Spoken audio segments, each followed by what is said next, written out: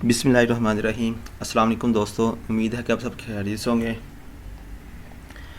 इस वीडियो में हम डिस्कस करेंगे कि इनकम टैक्स रिटर्न फाइल करते हुए अगर हमारी टैक्स लायबिलिटी स्टैंड करती है तो हम ये देख सकते हैं कि अगर प्रीवियस ईयर्स में किसी भी टैक्स रिटर्न में किसी भी ईयर में अगर हमारा इनकम टैक्स रिफंड्स पड़ा हुआ है तो उसको ना हम करंट ईयर की रिटर्न के अंदर कैसे उसको एडजस्ट कर सकते हैं और कौन कौन से टैक्सेस एडजस्ट कर सकते हैं, कौन कौन से एडजस्ट नहीं कर सकते हैं।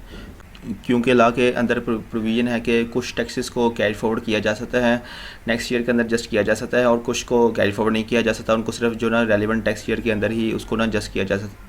जा सकता है या उनको अकाउंट फॉर किया जा सकता है। तो इस वीडियो में हम डिस्कस करेंगे, दो चीज़ें डिस्कस करेंगे कि एक तो है कि हमने जो ना जो करंट ईयर के रिटर्न है उसके अंदर अगर टैक्स पेबल स्टैंड कर रहा है, एडमिटेड इनकम टैक्स आ रहा है, तो अगर तो उसमें हमने ना प्रीवियस ईयर्स के जो टैक्स रिफंड्स है उसको कैसे कहाँ पे एडजस्ट करना है, और दूसरा ये है कि कौन कौन सा टैक्स जो ना रिफ़ंड एडजस्ट कर सकते हैं और कौन कौन सा नहीं कर सकते। जी, ये एक टैक्स पेयर है जिसकी ना टैक्स 2021 की रिटर्न फाइल होने वाली है, तो लेकिन इसका जो एडमिटेड इनकम टैक्स स्टैंड कर रहा है। तो अब जो है ना हम देखेंगे कि इसका कोई टैक्स रिफ़ंड पड़ा हुआ है कि जो जिसको हम ना एडजस्ट कर सकें। और ये जो रिफ़ंड है बेसिकली ये जो टैब है 92101 इसके अंदर ना मैनुअली पंच करके ना इसको एडजस्ट करना होता है। लेकिन हम पहले देखेंगे कि इस टैक्स पेयर का जो ना प्रीवियस ईयर के अंदर जो टैक्स रिफ़ंड स्टैंड कर रहा है तो वो कौन कितना है और वो किस सेक्शन के अंडर आता है। यहाँ पे हम आपको बताते जाएँ कि कुछ ऐसे टैक्स रिफंड्स हैं जिसको हम कैरी फॉरवर्ड नहीं कर सकते। उसके अंदर ना MTR वाले टैक्स विद होल्डिंग टैक्सेस आते हैं, FTR वाले विद होल्डिंग टैक्सेस आते हैं, और जो ना सेक्शन 233 वाली जो है कमीशन के ऊपर जो विद होल्डिंग टैक्स हुई होती है उसके जो ना विद होल्डिंग टैक्स होते हैं वो MTR में फॉल करते हैं, उसको हम कैरी फॉरवर्ड नहीं कर सकते। इसके अलावा जो ना प्रॉफिट के ऊपर जो विद होल्डिंग हुई थी उसको हम कैरी फॉरवर्ड नहीं कर सकते। अब जो प्रॉफिट के ऊपर विद होल्डिंग हुई होती है तो उसमें जो ना एक्सेप्शन ये है कि जो कंपनी से होती है उनकी जो प्रॉफिट के ऊपर विद होल्डिंग हुई होती है वो बेसिकली NTR में फॉल करती है, तो उसके ऊपर अगर विद होल्डिंग एक्सेसिव हो जाए तो उसको हम कैरी फॉरवर्ड कर सकते हैं। इसके अलावा जो सेक्शन 153 है उसमें जो ना नॉर्मली विद होल्डिंग जो ना MTR में फॉल करती है, लेकिन उसमें एक्सेप्शन ये है कि जो अगर कोई प्राइवेट कंपनी हो और वो मैन्युफैक्चरर हो तो उसकी जो विद होल्डिंग हुई होगी तो वो भी जो ना NTR में फॉल करेगी, यानी कि वो नॉर्मल टैक्स रेजीम में फॉल करेगी, और वो जो उसका जो ना टैक्स अगर एक्सेसिव हो जाता है तो उसको ना हम कैरी फॉरवर्ड कर सकते हैं नेक्स्ट ईयर के रिटर्न के अंदर। तो दूसरा ये कि ऐसे टैक्सेस जिनको हम ना जस्ट कर सकते हैं, जिनको हम कैरी फॉरवर्ड कर सकते हैं, वो ये है कि 231 वाली सीरीज़ है 236 तक, 233 को एक्सक्लूड करके। इसके अलावा जो है ना टर्नओवर टैक्सेस के ऊपर जो मैंने कुछ ऐसा कंडीशनल बेस पे ना उसको टैक्स को हम कैरी फॉरवर्ड कर सकते हैं। इसके अलावा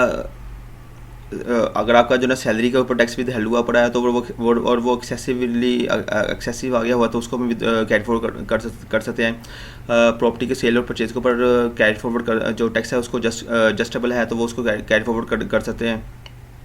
तो इसके अलावा मल्टीपल टैक्स, ऐसा भी कोई भी टैक्स जो कि NTR की रजीम में फॉल करता है तो उसको हम ना कैरी फॉरवर्ड कर सकते हैं। और ये जितने भी टैक्सेस या जो कि कैरी फॉरवर्ड हो सकते हैं वो सारे ना basically scenario to scenario depend करता है। तो जनरली कॉन्सेप्ट ये है कि जो MTR मिनिमम टैक्स रजीम वाले टैक्सेस और FTR वाले टैक्सेस वो जो है ना वो कैरी फॉरवर्ड नहीं हो सकते, और जो NTR रजीम के अंदर फॉल करते हैं वो जो सारे के सारे टैक्सेस जो ना वो कैरी फॉरवर्ड हो सकते हैं। तो ये हमने आपको बता दिया कि जो कौन कौन से टैक्सेस जो ना कैरी फॉरवर्ड हो सकते हैं और कौन कौन से नहीं हो सकते। अब हम दोबारा इसी के ऊपर आते हैं कि जो इस पर्सन के जो ना प्रीवियस ईयर के अंदर जो टैक्स रिफंड पड़ा हुआ है तो उसको हम ना किस तरह ना इसमें एडजस्ट करके ना इसका जो एडमिटेड टैक्स वाला इनकम टैक्स लायबिलिटी है उसको हम ना रिमूव सेट ऑफ कर सकते हैं, उसको हम ना ज़ीरो कर सकते हैं।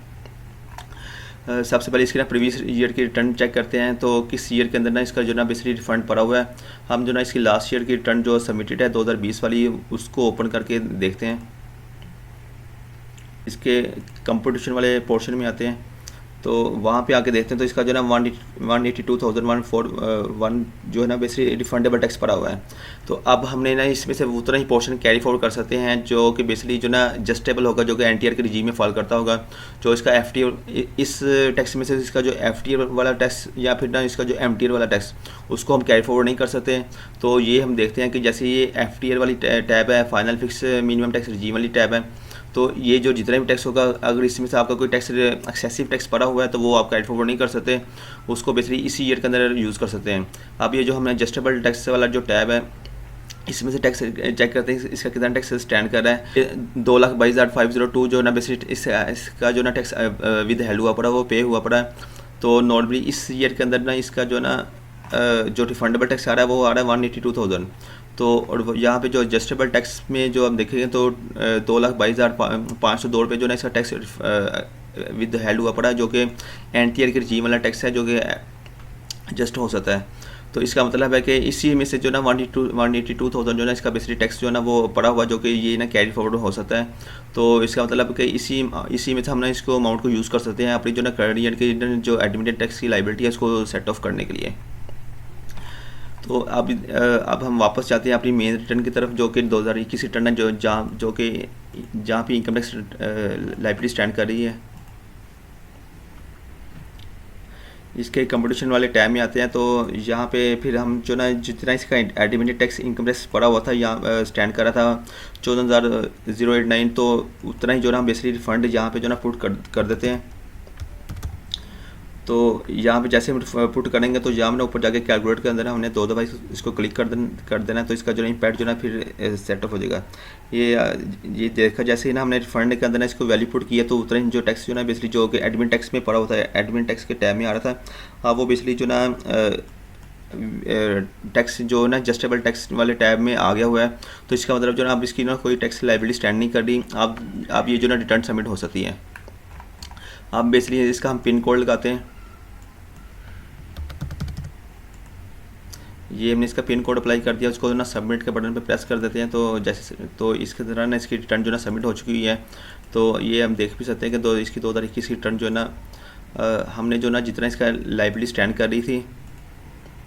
एडमिटेड टैक्स के अंदर, तो उतनी जो ना हमने जो रिफंड के अंदर जो ना वैल्यू पुट कर दी हुई, तो यानी कि इसका जो प्रीवियस ईयर का जो टैक्स रिफंड में पड़ा हुआ था उसको ना हमने करंट लाइबिलिटी के बराबर जो ना वो स्टैंड एडजस्ट कर दिया हुआ है, और इसकी जो ना लाइबिलिटी इस तरह जो रिमूव हो चुकी है, और जो ना टैक्स रिटर्न इसकी सबमिट हो चुकी है। जी दोस्तों, ये हमारी video regarding income tax refund adjustment यहाँ तक ही थी। तो उम्मीद है कि इससे जो ना आपका जो ना ये इनकम टैक्स रिफंड वाला जो ना वो आइडिया वो जो ना अंडरस्टैंडिंग हो चुकी होगी, क्लियर हो चुका होगा। तो और वो जो ना अगर आपका कोई प्रीवियस ईयर में रिफंड पड़ा हुआ है, तो उसको जो ना आप करंट ईयर की टैक्स लाइबिलिटी के अगेंस्ट जो ना एडजस्ट करके जो ना अपनी लाइबिलिटी को रिड्यूस कर सकते हैं, या फिर उसको जो ना जीरो करके ना रिटर्न सबमिट कर सकते हैं। तो वीडियो देखने के लिए बहुत शुक्रिया, थैंक यू सो मच, अल्लाह हाफिज़।